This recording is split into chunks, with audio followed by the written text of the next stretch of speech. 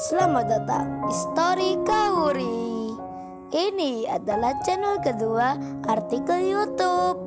Jangan lupa subscribe ya guys, dan tekan notifikasinya. Kisah pemuda kaya, anak bos besar, pemilik 73 perusahaan, yang menjadi cleaning service. Episode 397. Pak Freddy yang terkejut sekali. Tak menyangka akan seperti ini. Beliau yang hendak mengundurkan diri bersama putrinya Sabria, yang menuju kantornya Pak Bernaldi, malah menemui hal tak diduga. Cleaning service yang baru dikenalnya, yang dianggap orang tak punya, ternyata seorang tuan muda, anaknya orang kaya, yang punya banyak perusahaan. Pak Freddy dan Sabria dibuat tercengang. Mereka kaget bukan kepalang. Begitu halnya banyak orang yang di situ, yang merasakan hal yang sama.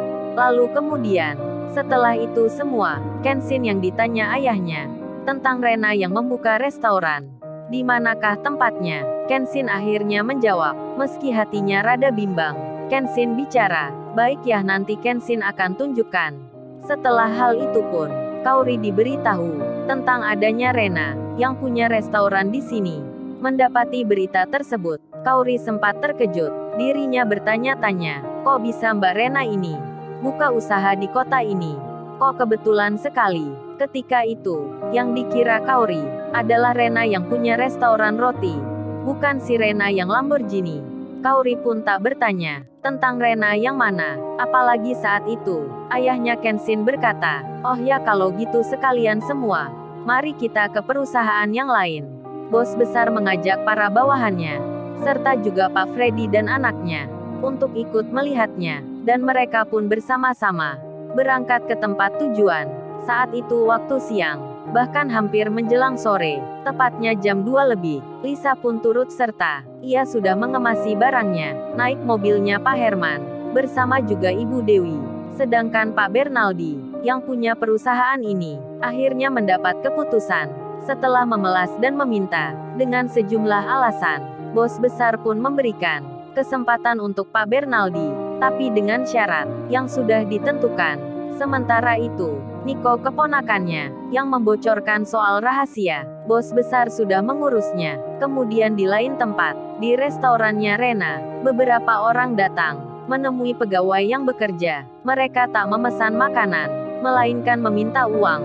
Salah satunya bilang, oh ya hari ini, kami datang ke sini, untuk menagih uang jaminan, uang keamanan restoran ini. Pelayan yang didatangi pun bilang, tapi kemarin kan kita sudah memberi, masa sekarang diminta lagi? Orang itu pun menjawab, itu untuk minggu pertama, sedang uang keamanan di sini harus bayar seminggu sekali.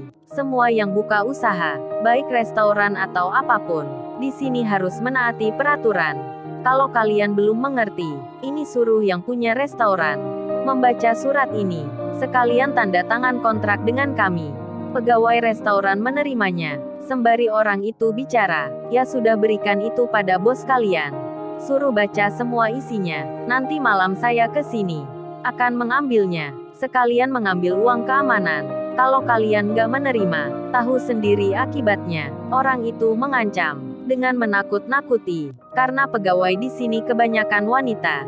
Semua pun takut rasanya, merasa khawatir jadinya, dan beberapa saat kemudian, si Rena yang di kantornya, diberitahu tentang hal itu. Mbak Rena, ini ada lagi sekelompok orang, yang minta uang ke kita. Padahal kemarin sudah diberikan. Tapi ini katanya setoran yang wajib, yang harus diberikan ke mereka. Dan ini Mbak Rena ada surat pemberitahuannya. Si Rena pun membaca, di situ tertera peraturan, beserta besaran uangnya, yang harus dibayarkan. Yang tertulis di situ, harus bayar 2 juta, untuk tiap minggunya. Dan Rena pun bilang, mereka ini adalah penarik ilegal, yang memeras banyak penjual. Lebih baik kita nggak usah meladeni. Pegawainya itu pun menjawab, tapi Mbak Rena mereka nanti datang, pakai mengancam segala. Itu suratnya minta disetujui. Katanya kalau nggak mau menerima, mereka akan buat keonaran. Si Rena pun hanya bilang, biar saja mereka datang. Kita akan lapor polisi. Dan sesaat kemudian, telepon di meja customer service berdering. Telepon itu diangkat. Terdengar orang bicara. Oh ya, saya mau tanya. Apa berkas suratnya sudah ditanda tangani? Dan juga uangnya, apa sudah disiapkan? Nanti malam kita akan mengambilnya. Customer service-nya pun menjawab. Tunggu sebentar Pak, saya beritahukan ke atasan. Si Rena pun diberitahu.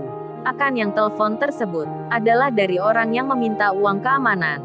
Dan Rena menerima telepon itu. Kemudian ia bicara, "Halo, selamat siang.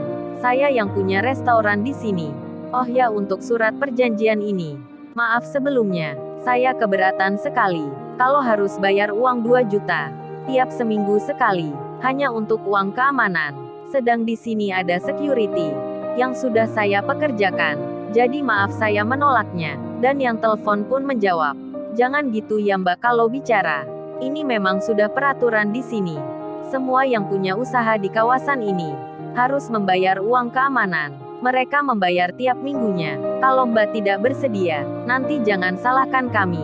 Kalau ada yang buat onar di restoran." Si Rena pun menjawab, "Baiklah saya mengerti. Saya hanya panggil security. Atau kalau penting telepon polisi." Dan orang itu menyahut, "Coba saja telepon polisi. Pasti laporan Mbak ini tak akan ditanggapi. Asal Mbak tahu, kita ini juga kenal polisi. Polisi di kawasan ini adalah mitra dari kami.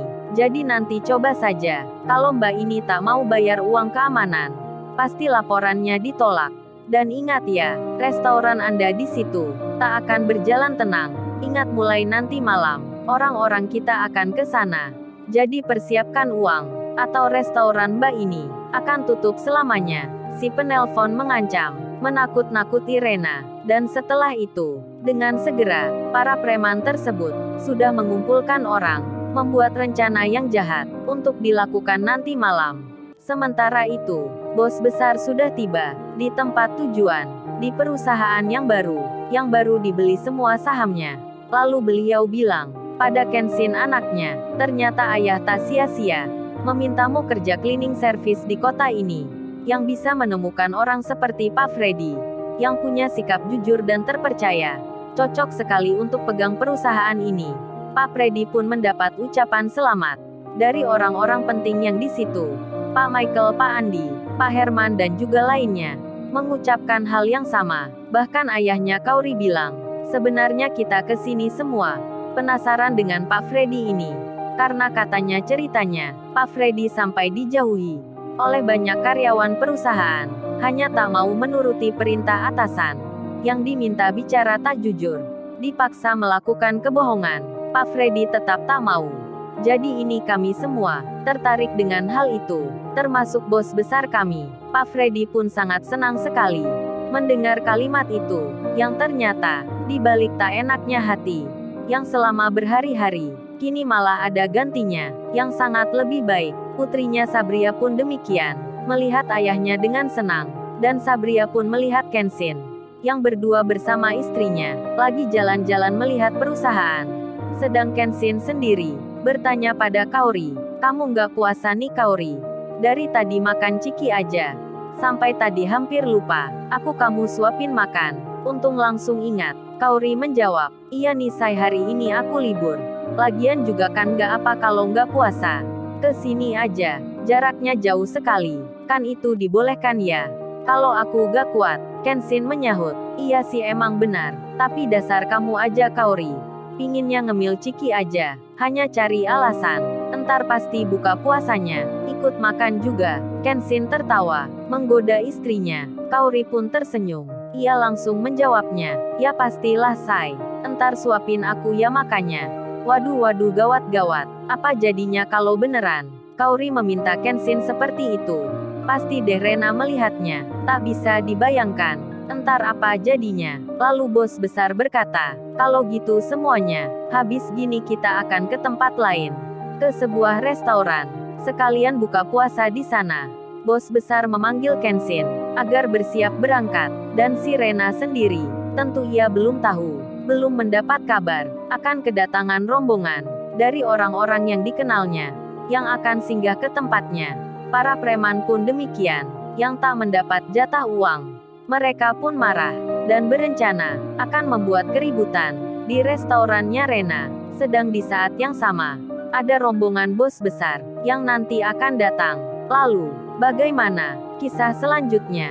Subscribe channel ini untuk episode berikutnya. Terima kasih. Jangan lupa ya guys, untuk kelanjutan ceritanya ada di channel Story Kauri. Subscribe ya guys, dan tekan notifikasinya